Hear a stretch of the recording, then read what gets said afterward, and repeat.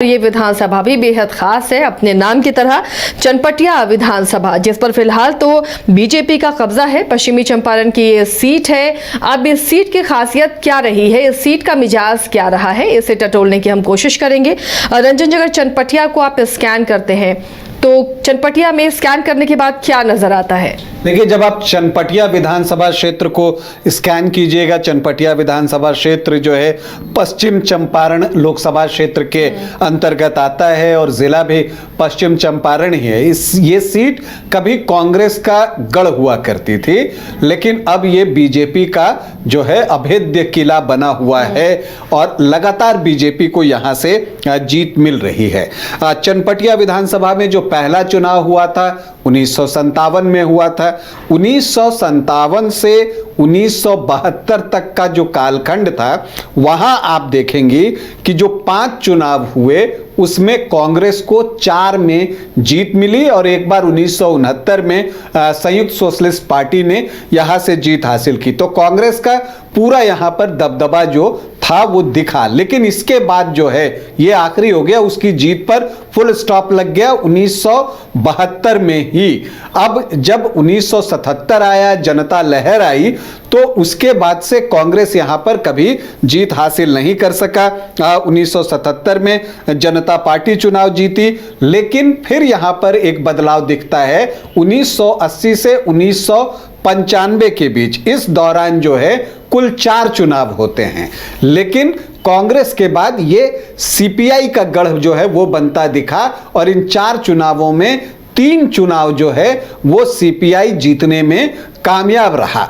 इसके बाद का एक समय आता है 2000 से शुरू होता है। 2000 में पहली बार जो है चनपटिया में कमल खिला और ये कमल खिला और उसके बाद चुनाव दर चुनाव आते गए और कमल जो है वो यहाँ पर खिलता रहा और बीजेपी को जीत मिलती रही। उन्होंने जीत का सिक्सर लगा लिया, मतलब लगातार 6 चुनाव जो है वो यहाँ से बीजेपी जीतने में कामयाब हुई है। इसके अलावा अब बीजेपी यहाँ जीत रही है, इसके पीछे उसका एक स्मार्ट प्ले भी शामिल है। वो क्या करती है कि अगर आप 2005 के अक्टूबर के चुनाव को छोड़ दें तो उसने प्रत्याशी रिपीट ही नहीं किया है। हर बार वो प्रत्याशी जो है बदल देती है। केवल 2005 ही वो साल था जब 2 चुनाव हुए थे, तो दोनों चुनाव सतीश चंद्र दुबे जो हैं वो यहां से जीते थे, जो अभी केंद्रीय राज्य मंत्री भी हैं, वो यहां से चुनाव जीते थे उस वक्त। इसके अलावा आप देखिए तो 2000 में कृष्ण कुमार मिश्रा जीते, 2005 में जैसा मैंने बोला सतीश चंद्र दुबे दोनों चुनाव में थे, 10 में चंद्रमोहन राय, 15 में प्रकाश राय, 20 में उमाकांत सिंह। तो एक स्मार्टली जो है बीजेपी ने यहाँ पर जो अपनी चालें हैं सियासी बिसात पर वो चली हैं, जिसका कि फायदा उनको मिला है। लेकिन इन सब के बीच 2025 में क्या होगा? क्या इस बार भी बीजेपी का प्रत्याशी बदल जाएगा या इस बार भी बीजेपी को जीत मिल जाएगी? तो एक राजनीतिक समीकरण में परिवर्तन दिखा है। मनीष कश्यप जो कि बीजेपी में थे, उन्होंने जन सुराज का दामन थाम लिया है। प्रशांत किशोर की पार्टी है और वो यहां से चुनावी मैदान में उतरने वाले हैं। हालांकि मनीष कश्यप पिछली बार भी चुनावी मैदान में उतरे थे, लेकिन 2020 के मनीष कश्यप और 2025 के मनीष कश्यप में फर्क है। अब कितना है ये तो चुनाव परिणाम आएगा तब पता चलेगा, लेकिन उन्होंने चुनाव को यहां पर रोचक जरूर बना दिया है। लेकिन बीजेपी का भेद किला आपने कहा और उसके बाद लग रहा है कि मनीष कश्यप यहां पर कुछ कमाल कर पाएंगे। या देखिए, चूंकि मनीष कश्यप भी भूमिहार जाति से आते हैं और यहां पर जो विधायक हैं उमाकांत सिंह वो भी भूमिहार जाति से आते हैं, यहां पर सामान्य जाति के वोटर्स की संख्या अच्छी है। तो अगर सामान्य जाति के वोटरों में मनीष कश्यप बड़ा हिस्सा निकाल लेते हैं तो ऐसी परिस्थिति में यह हो सकता है कि फायदा जो है यहां महागठबंधन को मिल जाए। तो यह एक चीज दिखती है, क्योंकि यहां पर माई इक्वेशन जो है वो आपको जबरदस्त जो है वो दिखता है और यह फायदा जो है यहां पर महागठबंधन को मिल सकता है। मनीष कश्यप कब जीतेंगे? जब सामान्य जाति के वोटर्स के साथ साथ उन्हें, चूंकि यहाँ मुस्लिमों की संख्या बहुत ज्यादा है, मुस्लिम वोटर्स यहाँ पर जो हैं वो 21.6% हैं, तो ऐसी परिस्थिति में क्या जो मुस्लिम वोटर्स हैं वो मनीष कश्यप को वोट करेंगे? इस पर बहुत कुछ जो है वो चनपटिया में निर्भर करने वाला है। अगर इस वोट में भी जो मनीष कश्यप सेंधमारी कर लेते हैं तब तो फिर उनके जीतने की संभावना बनेगी, और अगर वो ऐसा नहीं करते तो वो परिणाम पर तो असर डाल सकते हैं, ये दिखता है। अब अगर हम देखें चनपटिया में तो अब तक कुल 16 चुनाव हुए हैं, जिसमें बीजेपी ने सर्वाधिक 6 बार जो है चनपटिया विधानसभा सीट जो है वो जीती है। कांग्रेस को 4 बार कामयाबी मिली है, लेफ्ट का भी एक असर है तो 3 बार उसने भी जीत हासिल की है। इसके अलावा एसएसपी, जनता पार्टी और जनता दल ने एक बार जो है चनपटिया में जीत हासिल की है। बिरबल शर्मा जो सीपीआई के थे उन्होंने सर्वाधिक 3 बार यहां से जीत हासिल की है, अगर हम व्यक्तिगत जीतों की बात करें तो। अब हम आखिरी 3 चुनाव को देखें तो दिखता है कि चनपटिया में मल्टी कॉर्नर फाइट होती है, कम से कम ट्रायंगुलर फाइट तो हो ही जाती है। 2010 से अगर हम शुरू करें तो वहां 3 नहीं बल्कि 5 कोण खुल गए थे। बीजेपी से प्रत्याशी थे चंद्रमोहन राय, 44,835 वोट उनको आए, 40.41% वोट। और बीएसपी ने यहां पर एजाज हुसैन को चुनावी मैदान में उतारा था, 21,423 वोट जो है उनको आए थे।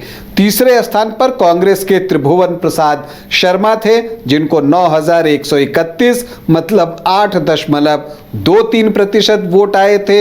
एलजेपी के शेख सरफुद्दीन चौथे स्थान पर थे, 7,623 वोटों के साथ 6.88%। और ओम प्रकाश श्रीवास्तव सीपीआई के कैंडिडेट थे, 7,441 वोट उनको भी आए थे, मतलब 6.71%।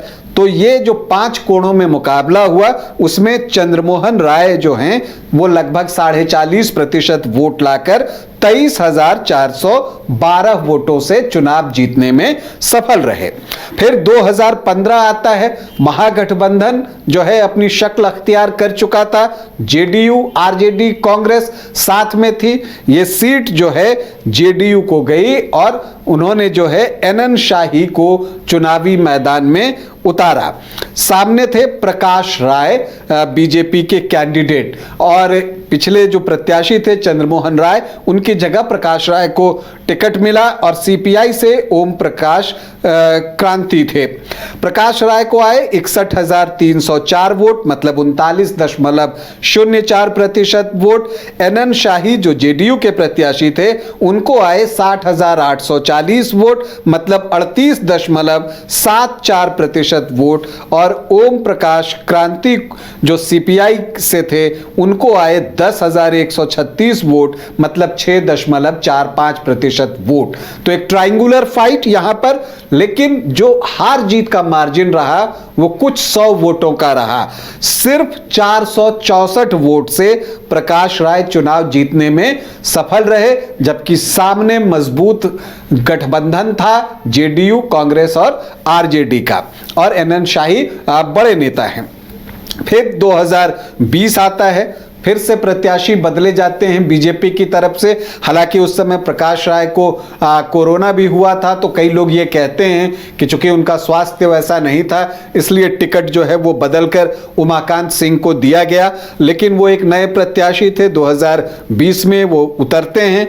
उनके सामने कांग्रेस इस बार चुनाव लड़ने के लिए महागठबंधन की तरफ से उतरती है। अभिषेक रंजन जो है वो चुनावी मैदान में उतरते हैं। यहां समीकरण में जो है वो एक बदलाव करने की कोशिश थी कि भूमिहार के खिलाफ वैश्य उम्मीदवार दिया जाए। मनीष कश्यप यहां पर चुनाव लड़ते हैं। त्रिपुरारी कुमार तिवारी जो कि मनीष कश्यप का नाम है, 9,239 वोट लाते हैं, 5.26% वोट। तो ऐसा लगता है कि अगर यही तीनों फिर लड़ेंगे तो परिणाम वैसा ही आना चाहिए, क्योंकि उस वक्त उमाकांत सिंह 13,469 वोटों से जीत गए। लेकिन जैसा मैंने शुरू में कहा कि 2020 के मनीष कश्यप और 2025 के मनीष कश्यप में फर्क है। उस वक्त उनकी पहचान उतनी नहीं थी, तब भी जो है 9000 से ज्यादा वोट लाना एक आप कह सकते हैं कि उनकी पकड़ थी। अब तो जनसुराज के साथ हैं, प्रशांत किशोर साथ में हैं, चुनावी रणनीति बनाने के लिए जाने जाते हैं। तो किस तरह की रणनीति बनती है ये देखना होगा। क्या भूमिहार बीजेपी के कैंडिडेट और यहां पर जनसुराज से भी भूमिहार कैंडिडेट, तो ये अगर सामान्य जाति में बड़ी सेंधमारी कर जाते हैं तो वैसी परिस्थिति में जो है बीजेपी के विजय रथ पर जो है ब्रेक लग सकता है। अब उसका फायदा मनीष कश्यप को होगा या महागठबंधन को होगा, ये तो वक्त बताएगा। हालांकि अगर आप यहां पर देखिए दावेदारों की बात करें तो जनसुराज से तो ऑलमोस्ट तय हैं मनीष कश्यप। कांग्रेस से अभिषेक रंजन पिछली बार चुनाव लड़े थे तो उनका दावा बनता ही है। समीक्षा शर्मा हैं और आप उनके पिता नरेंद्र शर्मा कांग्रेस के जिला अध्यक्ष रहे थे। और एक चर्चा ये भी है कि चूंकि यहां ब्राह्मण वोटर्स ज्यादा हैं तो किसी ब्राह्मण को जो है महागठबंधन कैंडिडेट बनाए। तो देखना है कि क्या कोई ब्राह्मण कैंडिडेट यहां से उतरते हैं। बीजेपी से उमाकांत सिंह तो आपको सिटिंग विधायक हैं तो उनका दावा बनता ही है। एक प्रकाश राय जो 2015 में जीते थे इस बार चुनाव लड़ने के मूड में हैं और वो जनसंपर्क कर रहे हैं। और जो मैंने अलग अलग सोशल मीडिया पर उनको सुना है उससे लगता है कि अगर उनको जो है टिकट नहीं मिला तो कहीं वो निर्दलीय राह न पकड़ लें। अगर वो निर्दलीय राह पकड़ लेंगे तो वो भी भूमिहार जाति से हैं तो बीजेपी के लिए और भी परेशानी बढ़ सकती है। तो यहां पर कम से कम ट्रायंगुलर फाइट तो तय दिखती है। फिलहाल अगर हम यहाँ के जातीय समीकरण की तरफ जो है वो बढ़ें तो एससी वोटर्स 13.86%, मुस्लिम वोटर्स 21.6%, यादव वोटर्स की संख्या भी बहुत अच्छी है 13 से 13.5%। तो 35-36% का एमओआई का चंक जो है वो हो जाता है। भूमिहार यहाँ पर 7-7.5%, ब्राह्मण 10 से 11%, राजपूत भी अच्छी संख्या में हैं, कायस्थ भी यहां पर हैं। तो सामान्य जाति को अगर देखें तो 23 से 25% आपको हो जाता है। आपको कोयरी और कुर्मी को अगर जोड़ दें तो 11-12% और वैश्य भी यहां पर 13 से 14% हैं। तो समीकरण आपको बीजेपी के फेवर में दिखते हैं। यही वजह है कि लगातार 6 जीत मिली है और इसी को तोड़ने के सिलसिले में जो महागठबंधन है उसकी कोशिश है कि जो बीजेपी के परंपरागत वोटर्स हैं उन्हीं में से उसी जाति में से वो अपना उम्मीदवार बनाएं ताकि उसी वोट में बंटवारा हो और उनका एमओआई जो है वो इंटैक्ट रहे। लेकिन एक सवाल ये भी उठता है कि अगर मुस्लिम 21.6% हैं तो पिछली बार असदुद्दीन ओवैसी यहां चुनाव नहीं लड़े थे, क्या इस बार वो यहां चुनाव लड़ेंगे? क्योंकि अगर ओवैसी यहां चुनाव लड़ जाते हैं तो जो डेंट मनीष कश्यप इधर लगा रहे हैं थोड़ा बहुत डेंट तो वो एम में भी लगा ही देंगे, मुस्लिम वोटर्स का कुछ हिस्सा वो निकाल ही लेंगे। तब फिर जो है चुनाव और दिलचस्प हो जाएगा। तो चनपटिया में किसकी फटफटिया चलेगी फिलहाल कहना मुश्किल है। बहुत ही रोचक मुकाबला चनपटिया में होने जा रहा है और बिल्कुल धड़कनें रोक देने वाला मुकाबला होगा। तो चलिए ये चनपटिया का मुकाबला था और चनपटिया का मिजाज था, उसके रिकॉर्ड्स थे। फिलहाल अगर यहाँ पर ट्रायंगुलर फाइट होती है तो बेहद दिलचस्प मुकाबला चनपटिया में देखने को मिलेगा और हमारी नजर भी इस पर लगी रहेगी, आपको अपडेट भी देते रहेंगे।